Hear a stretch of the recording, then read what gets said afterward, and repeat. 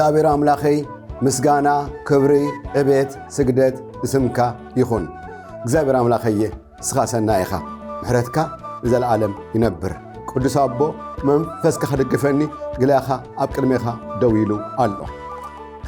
ስለትድግፈኒ ትትሕግዘኒ ኣቐዲመ መስክነካ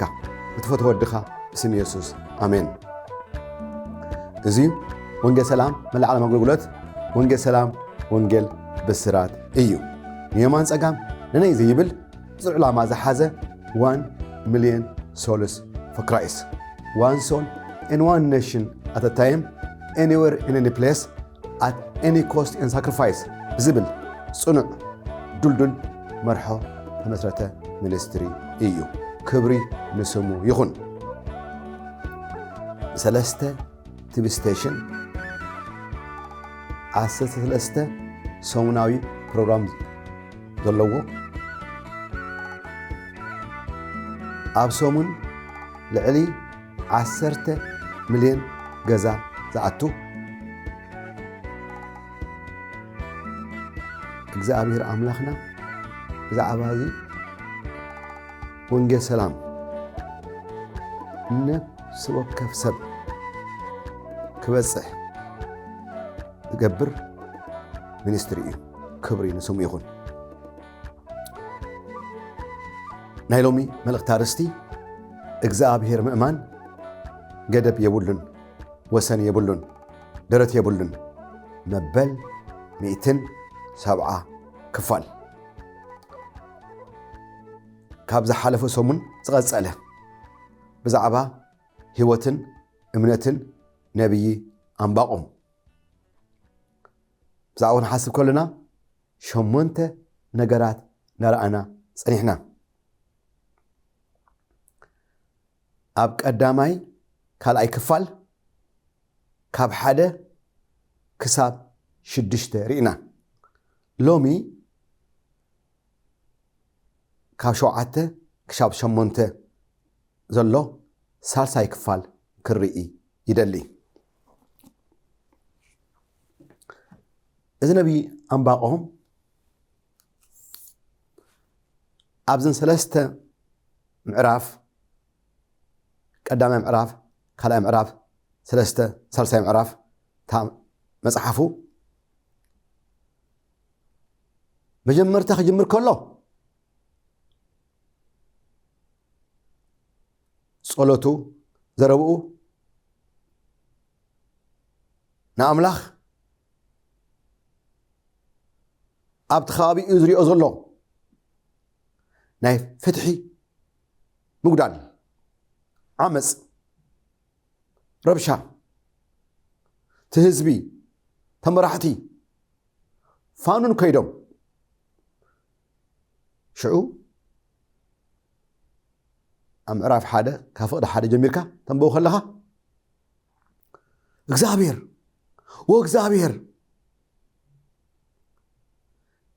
ክሳብ ትሰምዓኒ መልሲ ትመኒ ክሳብ መዓስ እየ ዘእውይ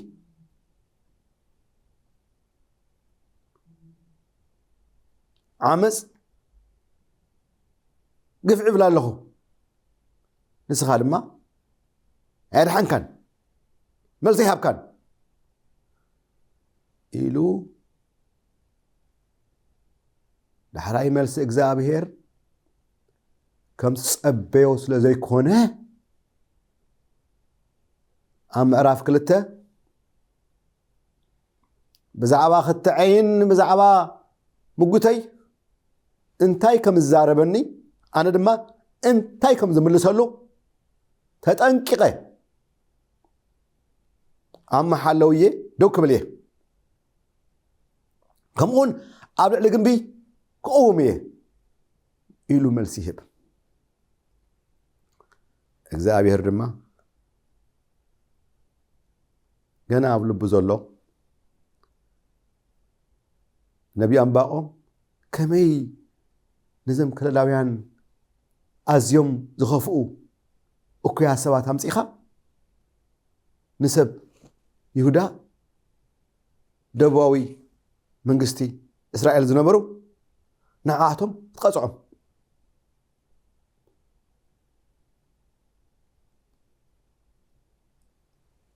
شو ملسو እግዚአብሔር መልስ ኾሎ እትራይ ንምድብ ግዜ ናመወዳታ ይቅልጥፋሎ አይህሱኒ እንተ ደንጎ እኳ ተጸበዮ ስለዚህ ሰብ ጉያ كحلف كله كم بواسي أب سريرات صحفه يقولوا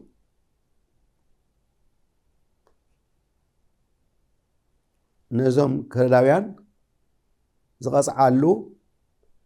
مدو بزيالو أيم سلكان يقولوا صحفه ده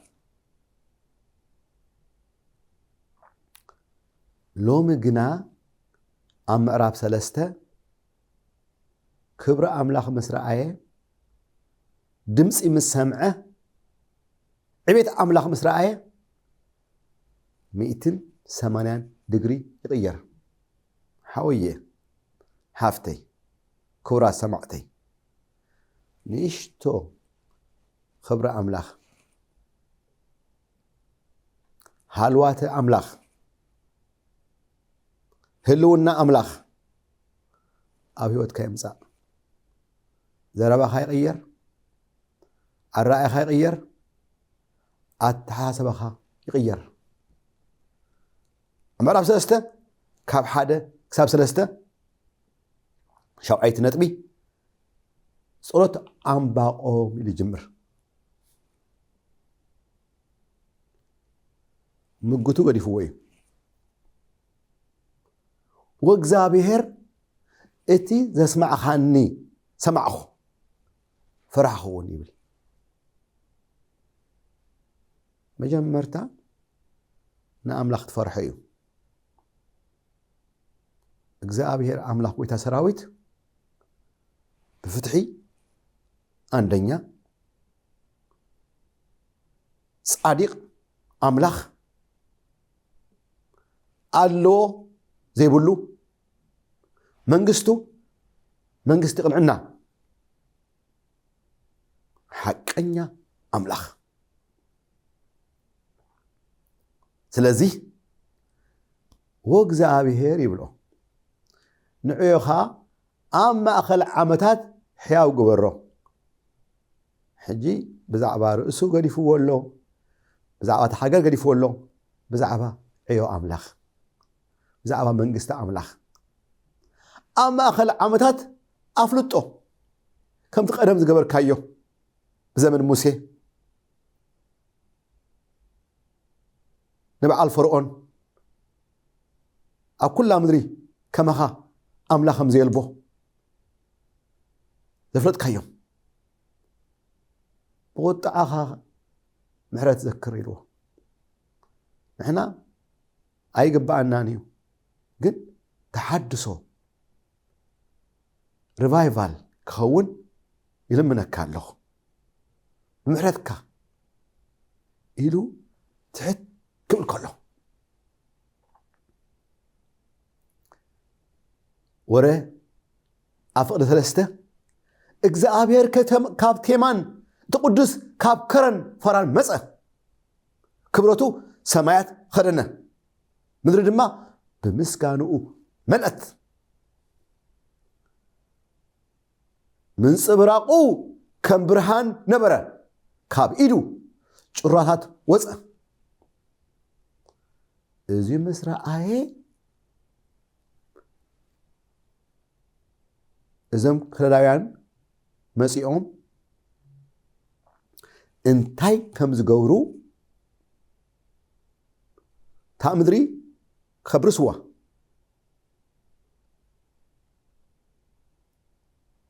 ሃብቶም ንብረቶም ክወስዱ ትህዝቢ ፋኑን ስለዝኸደ ኣንጻር ኣምላኽ እሕሊፉ ምስ ሃቦም ሽዑ ኣብ ፍቕዲ 17:18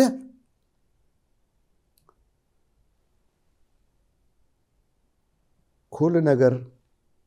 ገዲፉ ኣዒንቱ ናብ ኣምላኽ ይገብር እሞ ኦም በለስ ኣይክትዕንብብን ወይኒ ፍረ ኣይክህሉን ፍራውሊዕ ክጠልም ግርሁ ምግቢ ኣይክህብን ኣባጊዕ ካብ ደንበ ክሳኣና ኣሓውን ኣብ ደሜታት ክሳኣና ኣነ ግና ብእግዚአብሔር ባህ ክብል በአምላኽ ምድሓነይ ዕልል ክብል እየ እግዚአብሔር እቲ ጎይታ ሓይለ እዩ ንሱ ንእጋረይ ከም ናይ ዕራብ ይገብሮ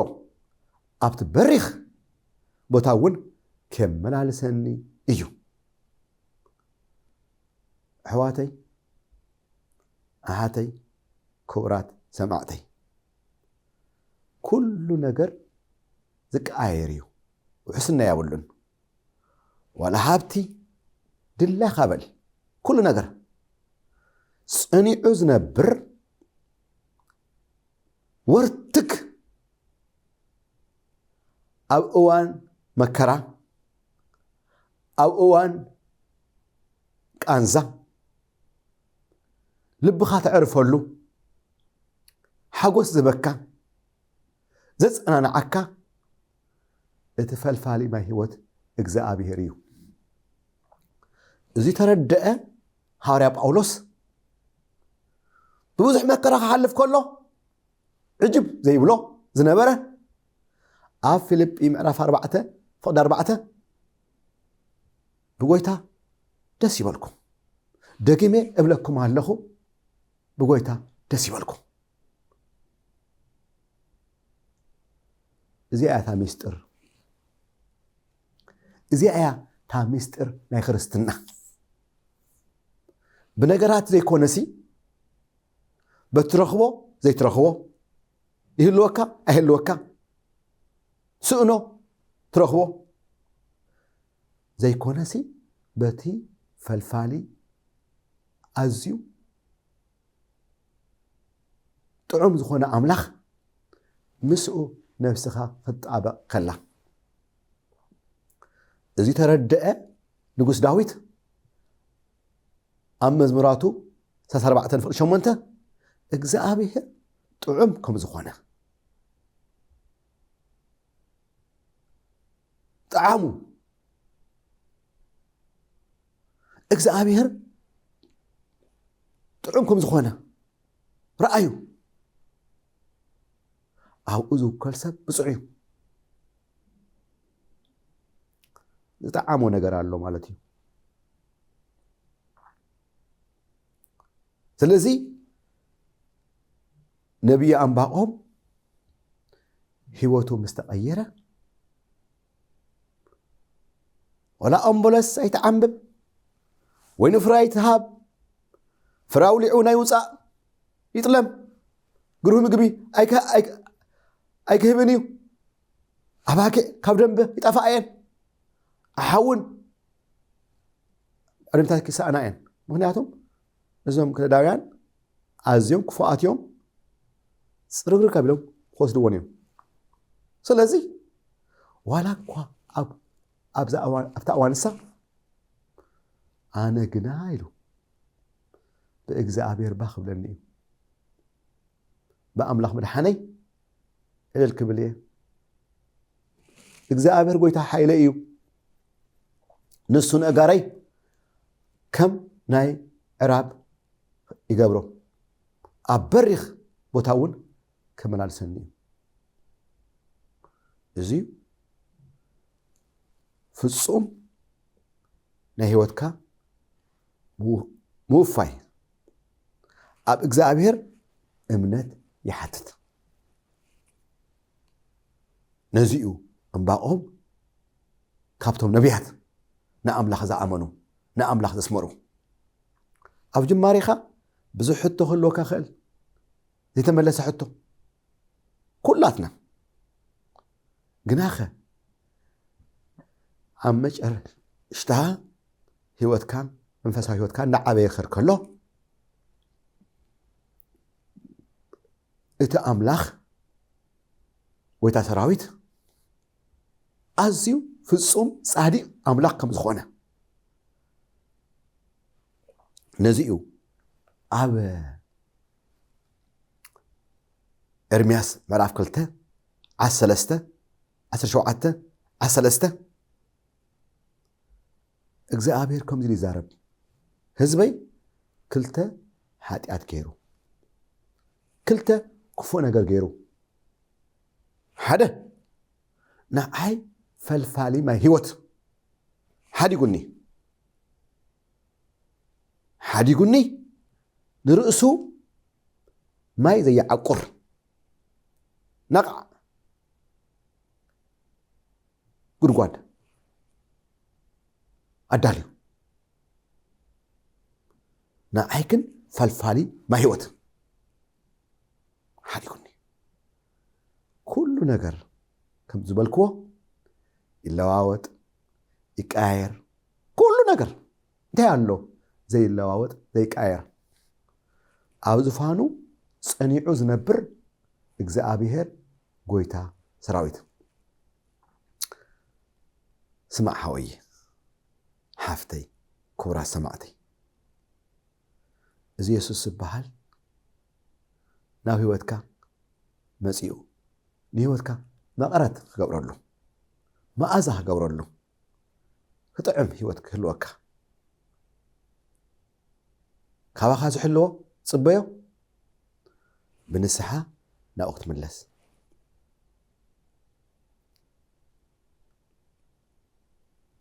ጎይታ ኢየሱስ ነፍሱ ወከፍሰ ምሕረት ደልዩ ይቕረታ ደልዩ ናብኡ ክመጽእ ከሎ ኢዱ ዘርጊሑ ይቕበሎ ስለዚ ውርድ በል እሞ ብርክኽ በል እሞ እዳውካ ናብ ሰማይ ዘርግሒ እዛ ሓፃር ጸሎት ምሳይ ክትጽልዩ ይደሊ ጎይታ ኢየሱሰይ ናብ ቅድሜኻ ንቐርብ ኣሎና ኣታ ኢየሱስ ንዓና ኣብ ንህይወተይ መቕረት ግበረሉ ምሕረት ግበረለይ ደግጸለይ ምሕረትካ ኣባይ ይዕዘዝ ክስዕበካ ወሲነ ኣለኹ መንፈስካ ይደግፈኒ ወኢየሱስ ንዓና ኣብ ህይወተይ ብኃጢአተይን በደለይ ድማ ይእመን ደግጸለይ ወኢየሱስ ንዓ ናብ ህይወተይ ስማዕ ሓወየ ጸሊኻ ዶ ጽቡቕ ጌርካ ኢየሱስ ዕርፊ ኣብ ኢዱ ሒዙ ድሕሪ ጥምት ንመንግስቲ ኣምላኽ ኣይበቅዕን ኢሉ መስቀሉ ተሰኪሙ ዘይስዕበኒ ንዓይ በቑ ኣይኾነን መስቀል ሓሰር መእከራ ጸርፊ ውርደት ስቃይ ዝሓዘ እዩ ሰባት ጡፍ ዝበለሉ ብዘንጊ ርእሱ ዝሃረሙሉ ኣብ ክንዳይን ኣብ ክንዳኻን ተዋረደሉ ግናኸ ሞይቱ ድሕሪ 3 መዓልቲ ብኽብሪ ተንሲኡ ናብ ሰማይ ድማ ብኽብሪ ዓሪጉ ሕጂ ኣብ የማን ኣቦ ብኽብሪ ተቐሚጡ ኣሎ ከምኡውን ብኽብሪ ተመሊሹ ክመጽእ እዩ ናብ ሰማይ ክዓርግ ከሎ ግብረ ሐዋርያት ምዕራፍ 1 ፍቅዲ 11 እቶም ሐዋርያት ደቂ መዛሙርቲ ኢየሱስ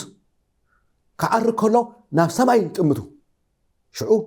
ሓንደበት መላእኽቲ ተገሊጾም ኣቱም ሰብ ገሊላ ንምንታይ ኢኹም ኣብኡ ደው ኢልኩም ናብ ሰማይ ጥምቱ ዘለኹም ከምቲ ሕጂ ናብ ሰማይ ክዓርግ ዝረኣኹሞ ከምኡውን ተመሊሹ ክመጽእ እዩ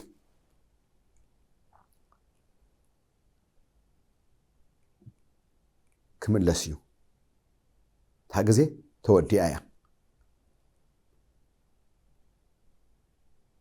መለኸት ክንፋሕ ታድወል ክድወል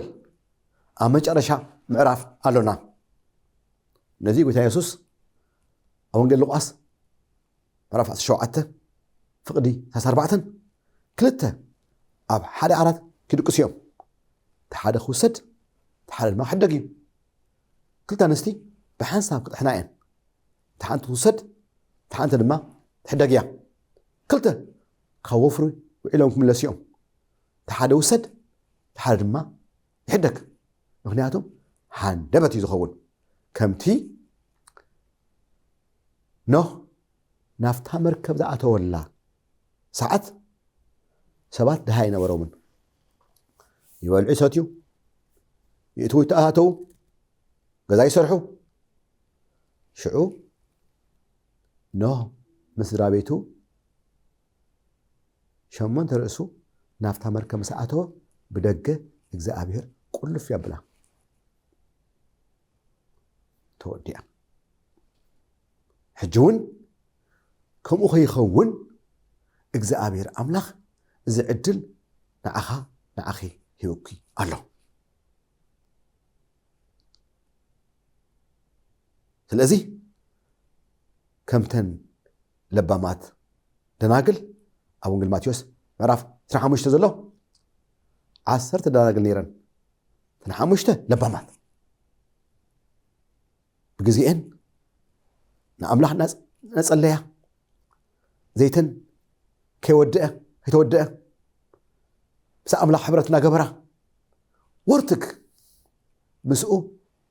ሕብረት ነበረን ተን 5 ግን ዓያሱ ስለ ዝነበራ ገና እዩ ኣይመፅን እዩ እንዳበላ ፋኑን ዘይተን ተወዲኡ ዳሕራይ ትመርዓዊ መስተ መፅኡ ምስተባሃለ ዘይቲ ኸምፃ ናብቲ ክፍላ ከለዋ ቲአን ተን 5 ለባማት ኣትየን ዳሕራይ መስተ መልሳ ኳሕ ክፈተልና ኣይፈልጠካኒ ከይብለካ ብርሃን ከሎ ሕጂ ኣስኣሳር ኢየሱስ ሰዓብ ኢየሱስ ሃይማኖት ከይመስለካ ከይትጋገ ኢየሱስ ክርስቶስ ጴንጤ ኣይኮነ ኦርቶዶክስ ኣይኮነ ከንሻ ኣይኮነ ካቶሊክ ኣይኮነን ኢየሱስ ክርስቶስ ወዲ ኣምላኽ ዝመፅእ ንጉስ እዩ ክርስትና ድማ መንግስቲ እያ እሳውን መንግስቲ ክርስቶስ ምክንያቱም ኣብ ግብረ ሐዋርያት ምዕራፍ 1 ፍቕዲ 3 ን40 መዓልቲ ይብለና እንቶም ሐዋርያት ን40 መዓልቲ እንዳተገልጸሎም ብዛዕባ መንግስቲ ኣምላኽ እንዳማሃሮም ብዙሕ መፈለጥታ ሕያው ከም ዝኾነ ርእሱ ኣርኣዮም ይብለና ስለዚ መንግስቲ ኣምላኽ ናልባሽ ዝሓመምኪ ኣብ ዓራት ደቂስካ ትሳቐ ዘለኻ ቃንዛ ወይ ድማ ወልፊ ሱስ ብዘካ ጎይታ ኢየሱስ ክርስቶስ ካሊእ ናፃ ከውፀካ ዝኽእል ሓይሊ የለን ስለዚ እዳውካ ዘርግሖሞ ናብቲ ቅርበል ናይ እምነት ጸሎት ክትገብር ቅርበል ወእግዚአብሔር ኣምላኸይ ንዓኻ ኣሚነይ እዳወይ ዘርግሐን ኣለኹ ወኢየሱስ ኣብ ከተማ ኢየሩሳሌም ይሁዳ ሰማርያ ዝገበርካዮ ኣብ ከተማና ክትገብር ይልምነካ ኣለኹ እቲ ህዝቢ ፋሒሉ ምስ ረኣኻዮ ሓላዊ ዘይብሉ ጉፋዓት ኮይኖም ርኢኻ ደንገጽካሎም ንህዝብና ክድንግጸሉ ይልምነካ ኣለኹ በሰዓቱ እዚ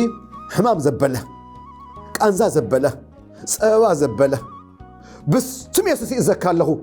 ደወል ሓውየ ናፃኹን ሓፍተይ ናፃኹኒ ብርሃን ኣምላኽ ናብ ገዛኹም ይእቶ ብርሃን ኣምላኽ ናብ ህይወትኪ ይእቶ ጸልማት ዘበለ ግብሪ ጸልማት ዘበለ ብስም ኢየሱስ ተኣለ ጎይታ የመስግነካ ይባርኸካ ኣለኹ ስምካ ይባርኸ ኣለኹ ክብሪ ይበካ ኣለኹ ናፃ ተዘገበርካዮ ናፃ ተዘገበርካያ ጎይታ የሱሰይ ለምውን ኣብ ዘመንና ሕያው ከም ዝኾንካ ዝወለዱ ይፍለጥ ወጎይታ የሱሰይ የመስክነካ ይባርከካ ኣለኹ ስምዕ ሓወየ ኣፍካ ክፈት እሞ ንኣምላኽ ኣመስግኑ ንስኻ ሓንቲ ስጉምቲ ትወስድ ከለኻ ንሱ 7 ስጉምቲ ይወስድ ንምንታይ ሰናይ ጥዑም ኣምላኽ ስለ ዝኾነ ብኸመይ ንፈልጦ ጎይታ የሱስ መፂኡ ኣብ ግብረ ሐዋርያት 10:8 ካብ ሓደ ቦታ ናብ ሓደ ቦታ እንዳተመላለሰ እንዳተዘዋወረ ጽቡቕ እንዳገበረ ዝሓመመ እንዳፈወሰ ኣጋን ዝሓዞም ነፃ እናውፅአ ጽቡቕ እንዳገበረ ስለዚ ነዚ እዩ ኣብ ዕብራውያን 13:8 የሱስ ይብለና ትማሊ ሎሚ ዘለዓለም ንሱ እዩ ኣይተለወጠን ኣይተቐየረን ስለዚ እምነትና ኣብ ኣምላኽ ይኹን እምነትና ኣብቲ መስቀል ዝሞተ ኢየሱስ ክርስቶስ ወዲ ኣምላኽ ይኹን ንሱ ኣሚኑ ዝሓፈረ የለን እምነቱ ኣብኡ ዝገበረ ዝወደቕ የለን ሙድሓን ኩን ባባይ